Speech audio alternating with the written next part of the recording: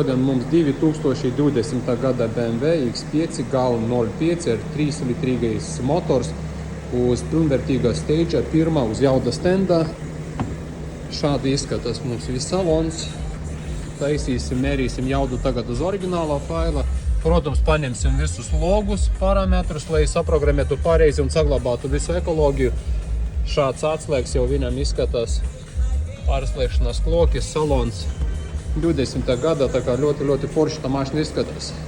X5 tikko izbraucam uz jauda stenda, viņš ir 3 litri dīzelis, viņam ir jābūt 265 zirgspēki un 600 griezes moments. Mūsu jauda stends uzrādīja viņam 265 zirgspēki, gandrīz 264,9 un 607 griezes moments. Tagad taisīsim pilnvērtīgo pirmo steidžu tai mašinai. Protams, paņemam arī visus data logus.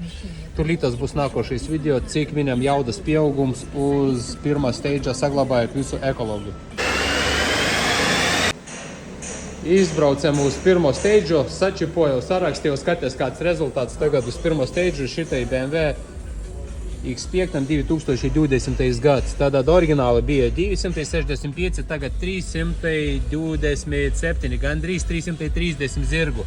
Un griezes moments bija 607, tagad 690 gandrīz. Tā kā viņam pietrūks 13 newtonu, ja būtu tie 13 newtoni vietā, ņemot vērā ekoloģijas dēļ, tad viņam jau 700 griezes moments un 330 zirgspēki uz pilnvērtīgā pirmā steidža. Neaizmirstam to, ka viņam visa ekoloģija ir iekšā. Superīgs rezultāts BMW pie Autochip.